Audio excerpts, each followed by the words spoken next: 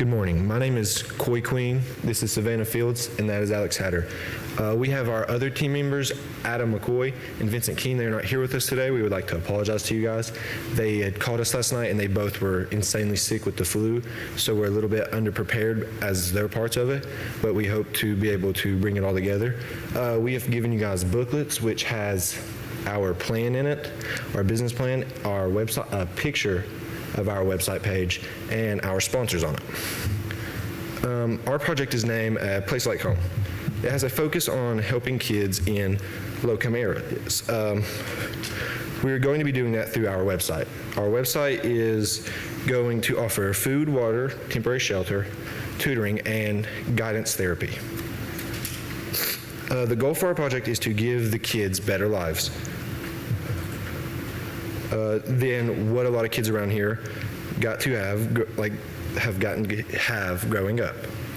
We believe that kids deserve a chance, and that's what we're here for, which is to give these kids who have had the roughest ways a better chance, a chance to maybe be social or have the skills to do something that maybe they didn't have. Like maybe some kids might have been scared to do sports because they were unconfident in themselves. We want to be able to give them confidence and the ability to do other things that maybe they wouldn't because they lack benefits in life. We want to look to get maybe CPS and local law enforcement involved to make a less traumatizing experience for our kids. We want the kids to be able to feel like they're at home. We are going to have a shelter in Belfry, Kentucky, which allows the kids to come in and be there with us. We will have an office for us, the 5 founders, and then we'll have an office for our tutoring section, an office for our therapy session, so that the kids can be one-on-one with a tutorer, so they have the tutor's full attention, and then one-on-one with a guidance therapist, so they have the therapist's full attention. Starting a business can be hard, especially ones like this. There are several processes we must go through and milestones to achieve.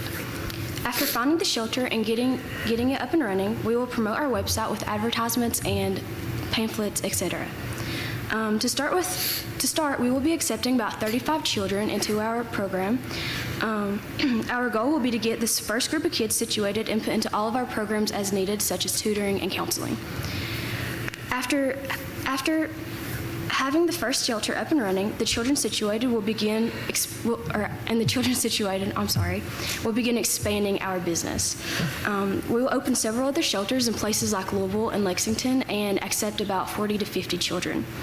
With our main goal of making these shelters available to the children and successfully helping them done, we'll branch out and get more involved with the schools. Talk to students, have assemblies, and overall just work with the schools and offer more resources to the students who need help. Doing this will not only allow us to reach out to more kids, but also be a great resource to the schools and offer multiple opportunities.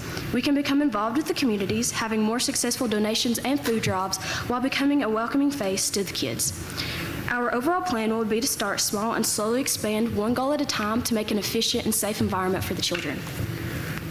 Our goal is success. We want success not only for these kids, but for our community. We feel like the best way to do that is to start at the roots of every community, the kids. As Matosha Diloweho once quoted, "It's the roots, not the branches, that the tree's greatest strengths lie." By establishing strong roots, our community will grow and be successful. We plan to make the most of our money from our investors and the charity events we will run. We will personally make money from the gross income of the business and will not take any money from the charity events. The problem we are solving is inequality between children. We want to give every child an equal opportunity to go to a college or get the job they want, no matter what their household income is. In our area, we don't really have any competition. We're the only ones doing this in our general area. Our target audience is the children in Eastern Kentucky. We plan to have different shelters throughout Eastern Kentucky, starting with one in the Belfry/Blackberry area.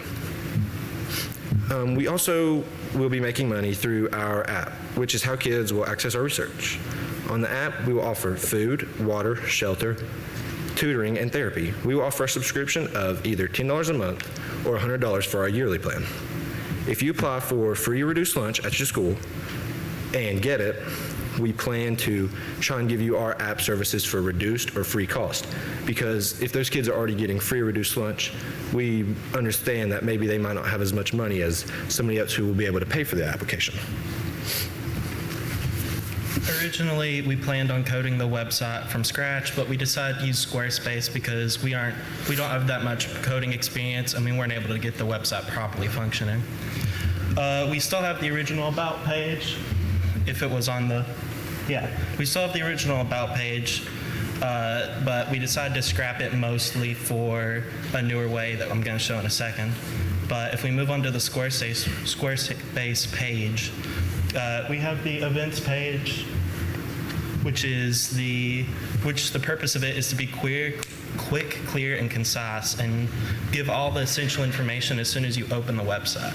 This is because a lot of the people that may be in our program may not have their own phone or computer, so they might not be able to check it on their own, and they might need to borrow a friend's phone or ask a teacher between class, and we are trying to do that with this page.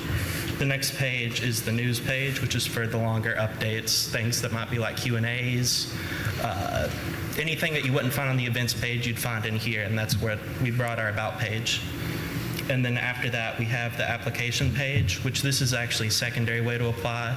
We plan on making it so you apply through the school instead, but this is always an option in the event that you're not able to do that. So that's how we designed our website. To start our business, first we will qualify for an SBA loan. Then we will look for a building that is around 6,000 square feet in the Belfry area. The building would include 2 cafeterias, one for handing out food and water, and the other one for handing out resources such as deodorant, clothes, soap, anything these kids might need. We will also have 2 public restrooms, one for males and one for female students. We will have our offices, which I mentioned. The qualifications of our SBA loan is that you must be officially registered as a for-profit business, and you must be operating legally. As the business owner, you cannot be on payroll. Your business must have fewer than 500 employees and make less than $7.5 million annually. The loans are usually due monthly and have a 10% down payment. The highest amount you can get from one is up to $5 million. The building we would look at would probably be in the range of $100,000 to $120,000. Electricity would cost about $217 per month. Water would be around $60 a month. Gas bill would be around $120 a month. And cable and internet around $120 a month. Heating and cooling would differ in the 4 seasons, but would average out to be around $230 per month. Although we always will be accepting donations for these kids, and we will need to also be providing for the kids as well, spending around $50 a week on buying supplies for the kids ourselves. In staff expenses, we would have 5 cafeteria workers, 2 janitors, and our counselor and tutor. The cafeteria workers would make $9.25 an hour. Our janitor and tutor would make $10 an hour, and the counselor $17.50 an hour. Our website would take from $400,000 to $60,000 a year, but with ours being a smaller site and just starting, we are most likely looking at the lowest prices. This covers most of the expenses for our business, A Place Like Home. Thank you.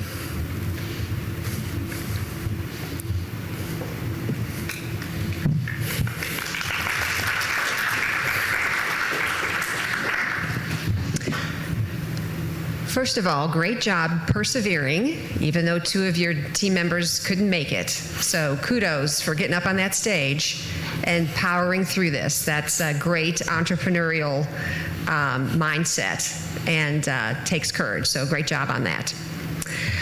Tell me a little bit about how you would measure success with this. We would measure our success with when the kids sign up, they would maybe tell us about how their financial situation is, if they're okay with that. And we would be looking at their grades and such as our tutoring and maybe their progress through mental health. We wouldn't look at this, but our tutors would come back with information for us, or our therapist would come back with information for us on how the kid's growth is, whether the kid is doing better in school or maybe they started a new sport or joined a new club. Simple things like that. Mm-hmm.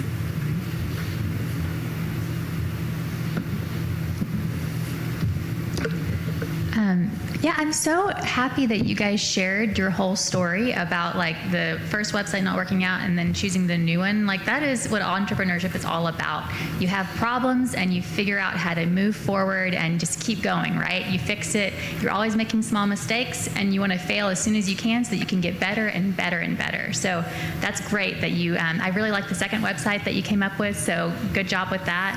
I guess, what made you want to call it a shelter? With our area, we have a lot of kids that I know personally, they don't have a place that they can go to sleep tonight that's always warm or maybe not a full stomach. So we wanted to make a place for them to be able to stay or come for that help they need. So we decided to call it a shelter because when you think of a shelter, you think of a safe place, a roof over your head, a place that, you have a warm feeling when you enter. Okay, yeah. So I didn't understand that they would actually be sleeping there as well. So is this for homeless students? It's for students who don't have like a place. Say, for instance, you have a troubled home. It's a place for you to stay and be safe. And of course, we would watch and make sure anything happens to you or your stuff. We want to make you feel at home in a place that's not your home. Okay, yeah. I think shelter would be a good word for it. Then good job. Have you guys thought about implementing a nonprofit arm onto your for-profit business? I think that you would qualify for quite a bit of grants with the initiative that you have here. So have you thought about anything like that? Yes, we looked to get our SBA. You have to be for-profit for that. So we looked to start up our business. And then once we got to a sustainable situation where we could provide everything for our kids, that we would try and reach our nonprofit organization so that we wouldn't make any money from it. It would all just be helping our community get stronger. Thank you.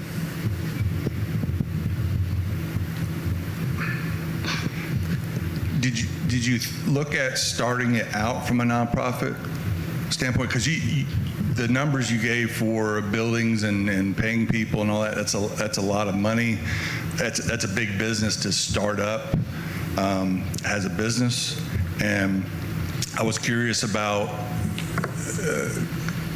kind of that decision to go for profit and well, I guess that's the first question.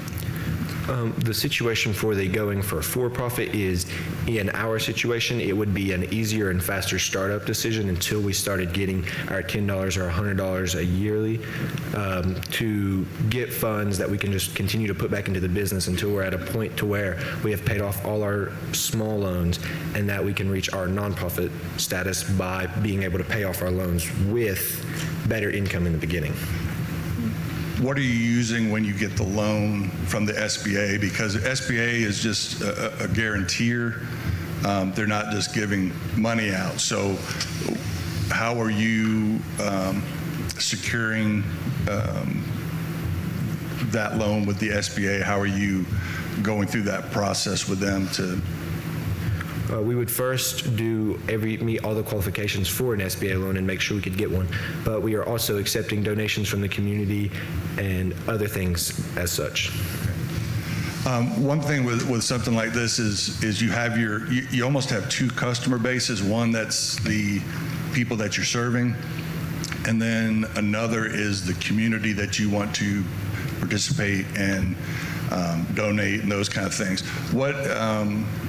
What are your plans to reach out and get those people involved in some form? What's the marketing to those people? Not the people who are using the service, but those who might want to participate either with their time or financially. Our goal would be reach out to them as a community. This is a community-wide website. It's not just for people who need help. Maybe it's for people who just need that help with the tutoring or the guidance counseling. Our goal is to help the community in every small way possible, whether it be really small or really big. We want to get everybody involved, local sponsors, local people to help us out, local schools joining in and letting their kids use the website, or maybe teachers suggesting kids that need help to us, and then we can put them in our payment plan.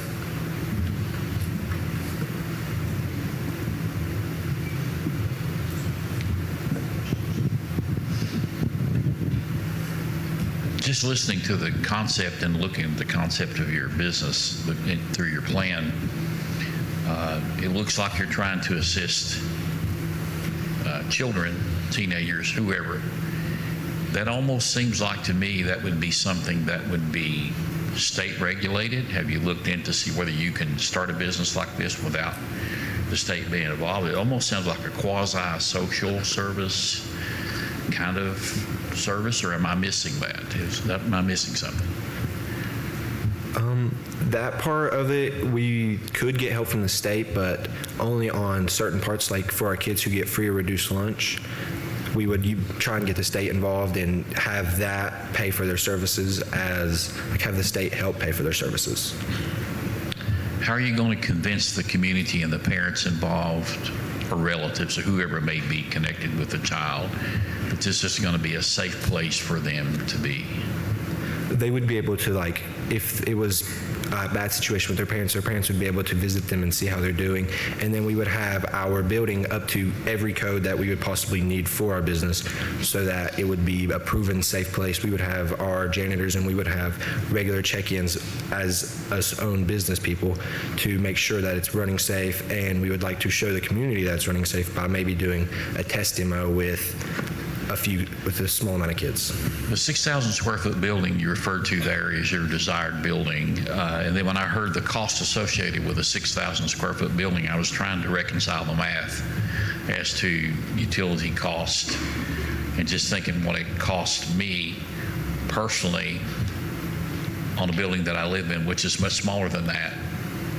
It sounds like to me that was a low estimate. Have you really dug into the cost aspect of supporting a 6,000 square foot building capital-wise? What's it going to take to launch that thing? To launch it, it'd probably be around $100,000 to $150,000 considering the price of the building and everything else we would need to buy for it, which we would hopefully use our SBA loan to do so. Have you reviewed the SBA application process? Yes, sir, we have. Okay. And you did that online? You looked online at SBA to look at their application process? Yes, sir. Okay. All right. Thank you. This is a really big idea, and there are so many kids who could benefit from this. Like in my experience, helping nonprofits and folks, it's usually best to start small and then you see what works and then you get bigger and bigger. And also to have lots of partners along the way who are already experienced with the things that you guys don't know about yet, like the regulations and things like that. Have you thought about potential partners in your community that you could work with to maybe start something small? What could that look like to start small with partners? Yes, we have. We looked at like local businesses that would be willing to help because at Belfry High School right down the road we have a local Double Quick and they were willing to sponsor us and help with maybe discounted like prices on their items so that we could fund the items back into our business, like maybe their waters are cheaper or the food they have to help the kids in our shelters or community. And we would also be looking to any local sponsors that are willing to help, like maybe trying to get the school involved or local churches to help with any possible way they can. And I think a lot of folks just think about the money that's needed for all this, and yeah, you'll need a lot of money, but also what are some of the resources that you're going to need? Like, is there maybe a local church who already has a big gym who might be willing to help with something like this? Are there other partners who are already doing similar work to what you want to do beyond like food and things like that that could help with some of the shelter aspects and the counseling? There is not really any other local places who have come up with an idea, I guess, because they haven't had a gateway to be able to help them. So in a way, we are trying to also be the gateway to being a larger help system for our community. One clarification. Did you say something about expanding to Lexington and Louisville? Yeah. Okay. I guess my question was, from that would be, those areas, I would think, already have a lot of those kind of things happening there, but the smaller communities, like a Belfry, that we have a lot of, especially in eastern Kentucky, why not try to expand into those areas and let the bigger cities that already get that kind of support in multitudes, why not focus on those and be like the one that services the smaller communities? Why did you think about going to the bigger cities? Well, in the bigger cities, there are less people who get looked at. There's only so much attention that can go into each kid because of how big the shelters or so may be. Our shelters at max will have 50 kids in them each, and that gives us time to focus on every kid individually so we make sure they're having beneficial growth. But in bigger cities, there might be shelters that hold 150 to 200 kids, and not each kid gets every little piece of attention and help that they need. And our goal is to be able to help everybody, whether it be in Louisville, whether it be in Pikeville, whether it be in Hazard, anywhere.